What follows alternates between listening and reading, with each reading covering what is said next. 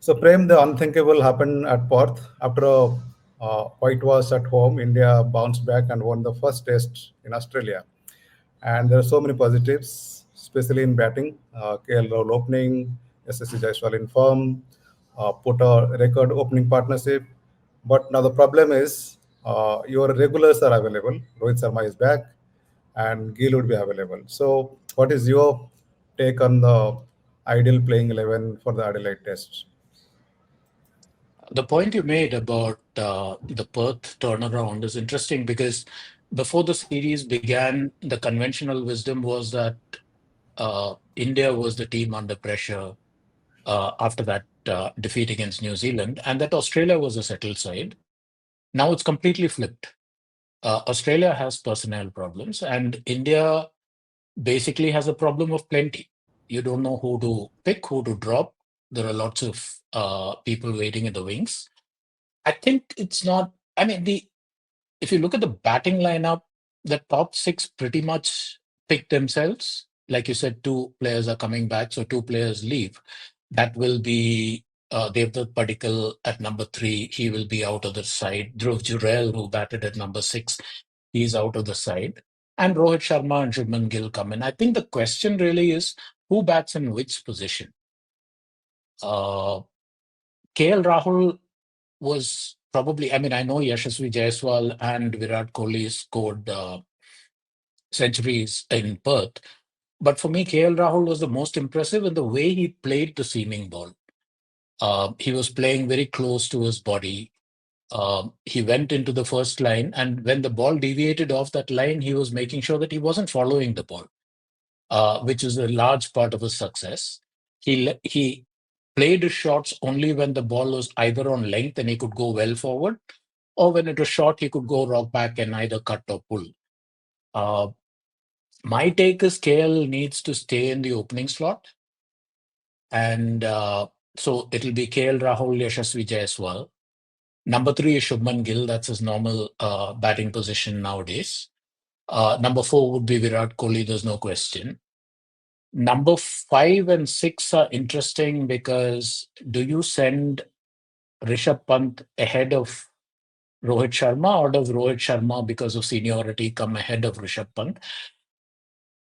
My take is also from past records, right? I think Rohit Sharma has the most success in his career batting at the number six slot. And earlier, when we were chatting, you made an interesting point that if Rohit bats at six and you're getting into the 80 over mark, a new ball is due, then what happens is that Rohit, as a who has also opened the innings, is at the best position to actually counter that new ball. So yeah, I mean the Exactly. statistics are fairly clear, right? Uh, Easily the most successful he has been, and there is a sufficient sample size because he's batted at number one 29 times, two 35 times, and six 25 times. And And also, clearly by a distance, yeah, correct. no, So, by a also, distance, Rohit is batting well at six. understood. And also the current mindset or the intent he has shown in limited over format, that he goes in and he doesn't take much time. So that Yeah, has slipped into his test format. So if you see his last 10 innings, yeah, so he has played only one innings which has gone past 50 balls. Otherwise, yeah. his average delivery he has faced is 17.7 deliveries, which does not do justice for an opener in Test cricket. Yeah, it doesn't. And it's also the point you make is valid that it comes from this thing of batting with intent. So Rohit has been prone to playing these big booming drives before the ball is kind of settled in and, things like that. That's also the thing about the pink ball, right, Dilip? Because the pink ball, everybody talks about how it does a lot of things under lights during the twilight period and under lights. But one of the things that is not often talked about is that the pink ball, when it is new, irrespective of the time of the day, it'll do things anyway. And after a bit, after it depends on how the batsmen treat the ball and also on the ground conditions. But after around the 25 over mark, it sort of settles down. It becomes easier to bat against the pink ball as opposed to either the white or the red ball. So yeah, Rohit coming in, and even in that Prime Minister's 11, if you notice, I was looking at how he got out. It was playing that drive to a line on the fourth, almost the fifth stump line, which is how he has been getting out in recent times, caught in the cordon. So yeah, it makes a lot of sense if Rohit bats six. Then you have the all-rounders and the bowlers coming. You have Nitish Kumar Reddy at seven, which would again, a question for the Indian management to resolve is: do you bat Nitish Kumar ahead of Pant, because he played excellent cricket in both innings at Perth. But even if you keep him in that position, Nitish Kumar Reddy at seven, followed by, then is the question of which of the spinners are you going to pick? They Yeah, seem to be favoring Washington Sundar. The irony is that the one player who has played all of India's four pink ball tests is Ravichandran Ashwin, right? absolutely. So Ashwin has an Yeah, enviable record in pink ball test, and also Washington Sundar hasn't done, I mean, exceptionally well in Perth test, in though it's Perth. the first outing. So probably India might go in favor of Ashwin, and Ashwin. I mean, he has also the batting ability uh, as good as Washington Sundar. Yeah. And also, the two are different kinds of batsmen, right? Washington Sundar looks good when he's trying to impose himself, hitting the big shots. Ashwin also has a good defensive game, which we saw in the last series against Australia in Australia. Um, so depending on, again, he'll probably, if the Indian batting lineup lives up to potential, he'll probably come in very close to the second new ball, and he does have the defense to cope with it. The question is, how is the think tank thinking about him, because they haven't been giving him much bowling. Even in the PM11 game, he wasn't used. They seem to be using Sundar more. So I'm not sure whether he'll play, but the other three players kind of pick themselves. Harshit Rana is very likely to play because he brings a different kind of bowling to the mix. He is hit the deck, he is quick, um, bowls very good lines. Then you have Siraj and Bumrah, or Bumrah and Siraj, whichever order you want. But I think that's pretty much the team. The only big question mark is where Rohit bats and what that does to the rest of the order. So Absolutely. Rana had a very promising start. He took 4 wickets in Perth yeah, and 4 wickets in the Prime Minister's 11 match as well. 11 also. Yeah, Uh, and let's move on to the Australia side. Australia has been a dominant team when it comes to day-night test. big ball. They had Yeah. 11 matches they have won in a row, but the last blip was against West Indies at the Gabba.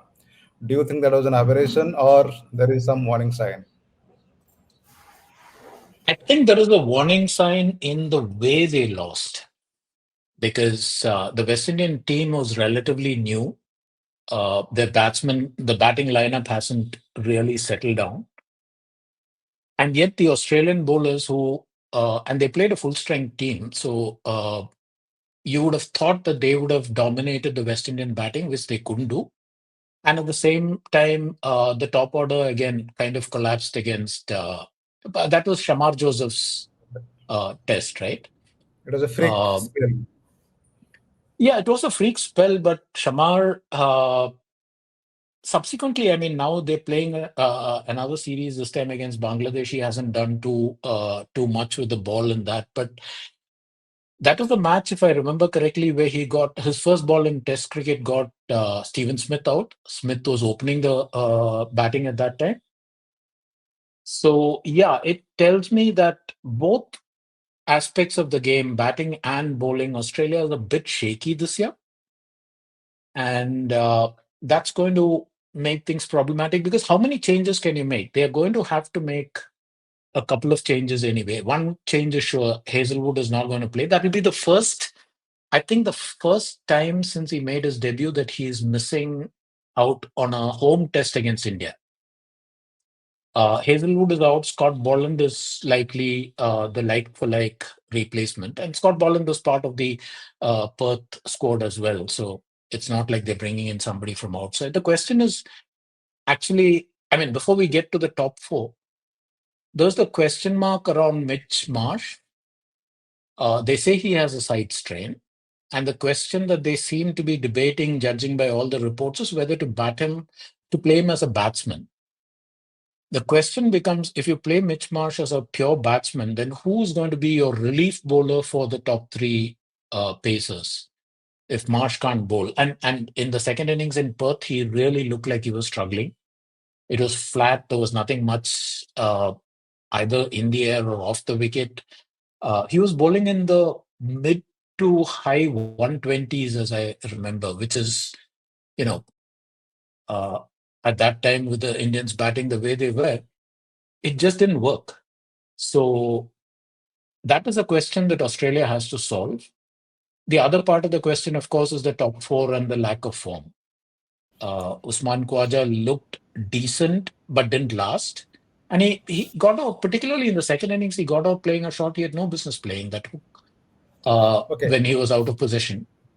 we'll go Yeah. to the batting department later. Let's finish the bowling department. So Mitch Starc Mhm. has been one of the Yeah. mainstay.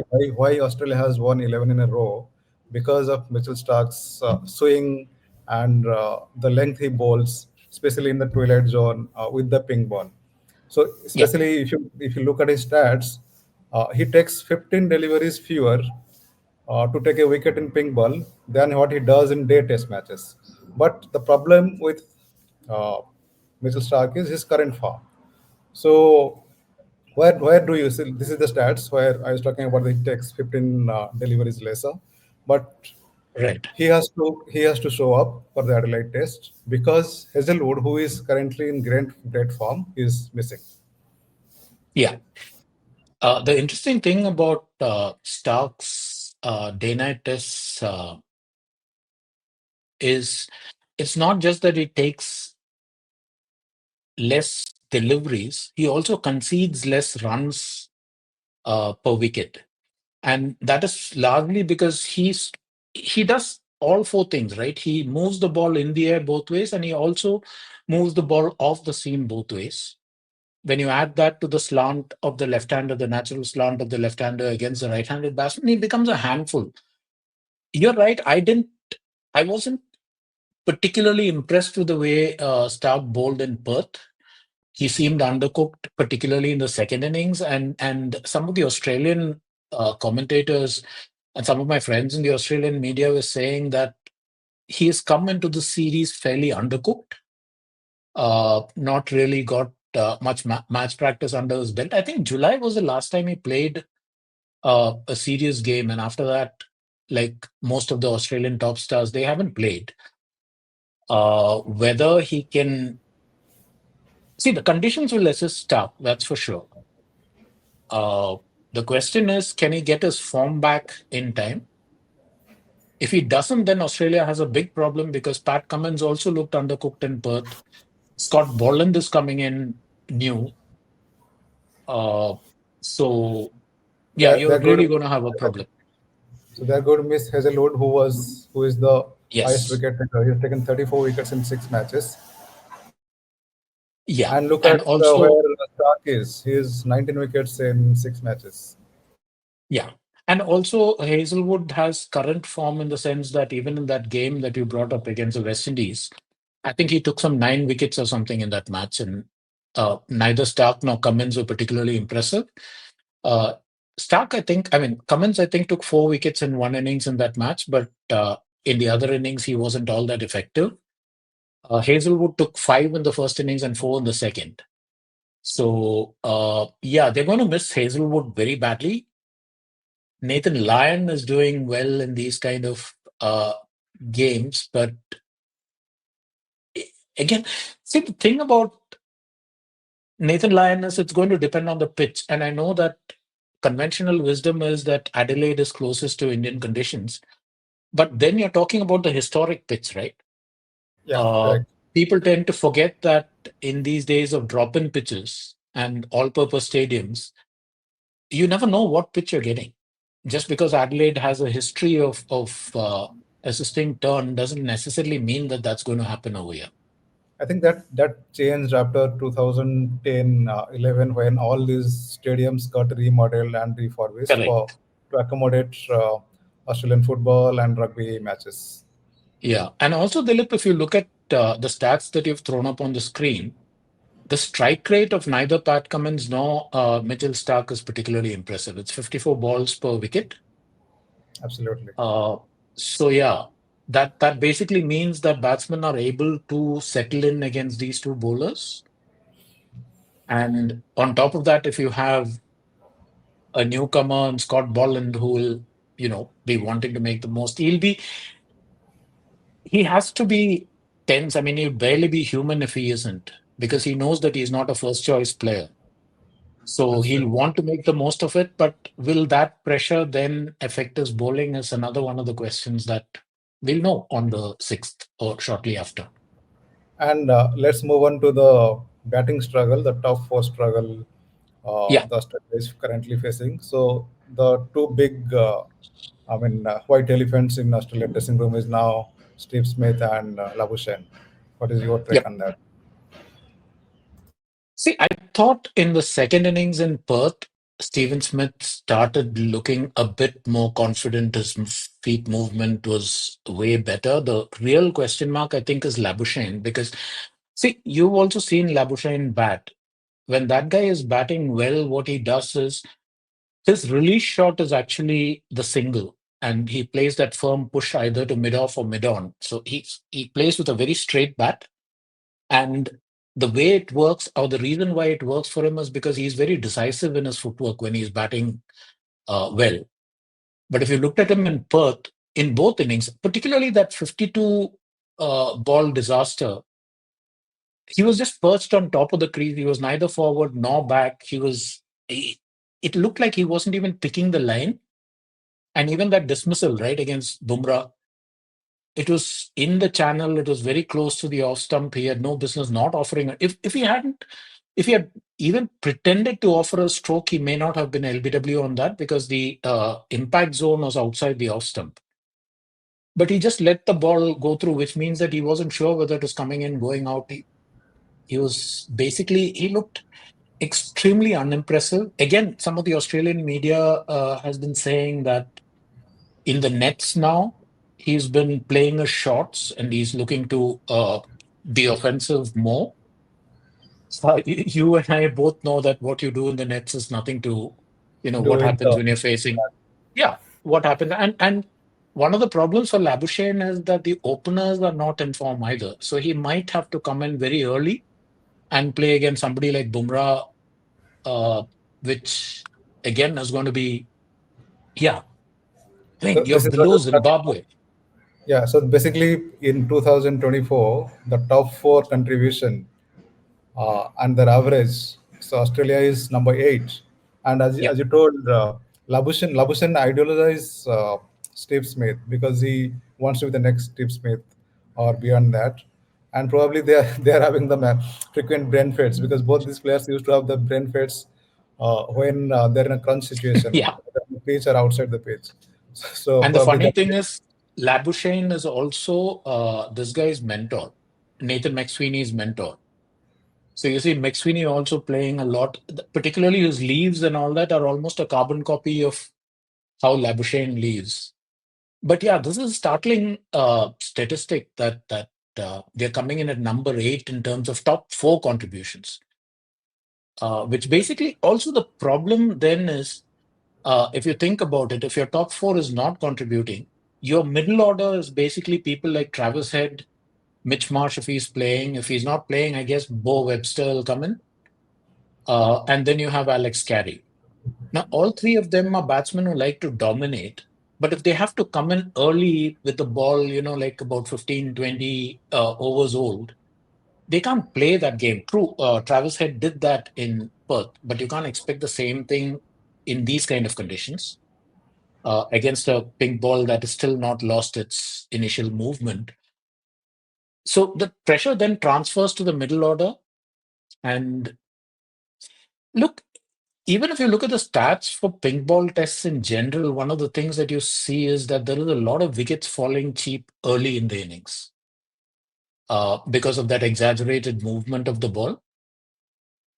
Now, if that is going to happen in regular conditions, and here you have a out of form top four, that doesn't give you a lot of confidence about Australia's prospects. But when you say that, the thing is, we said the exact same thing about India before the first test. That India's top four was shaky after New Zealand, and we don't know what will happen. So this is a funny game. They keep saying it is a cliche almost to say that cricket is a funny game. You can turn it around. The question is, do they have the skill, the will, and the confidence to do it?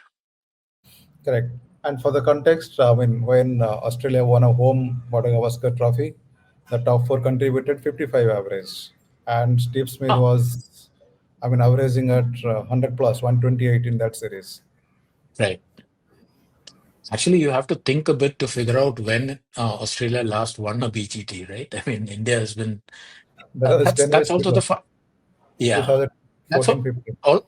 Yeah, that's also the funny part about Australia. Each time they plant a flag about what they're going to do in a Border Gavaskar Trophy, India completely upends the plan. If you remember, Steve Waugh came up with that last frontier, and you know what happened. And now, before the series, I saw a lot of articles, both some of the Substack uh, newsletters that Australian columnists are writing, and also in mainstream media about this is the series where Australia wants to cement its legacy because I mean they've won the World Cups in both T20 and uh, ODIs. They won the World Test Championship, and they think that the one missing element in their CV is at least Pat Cummins' team. The CV is defeating India, and they talked a lot about it just before the series. Now it looks like it's going the other way around. So Absolutely. yeah, I mean, beating India, I mean, losing two series at home is a big blip in Australia's legacy. yeah. I'm sure they will try to correct that this time. And what is your prediction for the Adelaide test? You. The one thing I don't do is predict for the Adelaide test. The one prediction you can make fairly certainly is that whichever team wins the toss will likely bat first and will have an advantage that way. Uh, I'd also make the point again that this is not just about what happens in the twilight zone and under lights. It's also what happens in the first 20, 25 overs, irrespective of the time of day. If it's a new ball, it's going to do things. Absolutely. I mean, it took some time for cricketers, the fans, and the management to understand that T20 cricket is not a different, it's not a certain ODI format, it's a different ball game together. So, likewise, we will Correct. also take time to understand that ping ball test is a different format altogether.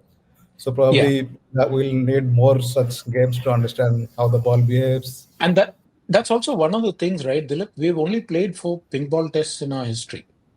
Yeah, So, and now we are batting with what we call intent. The thing is, early on, you can't do that. Even in Perth, in the second innings, if you remember, Jaiswal got a huge amount of runs.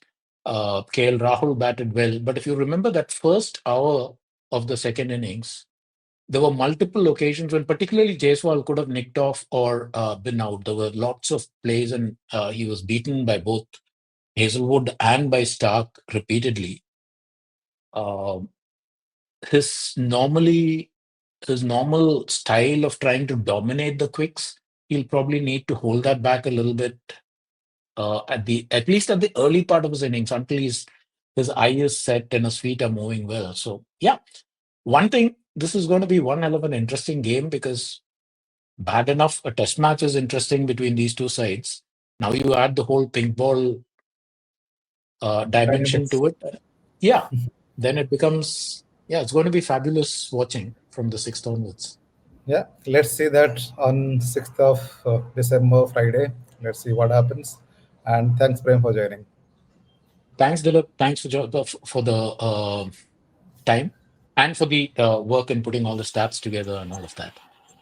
All right, thank you.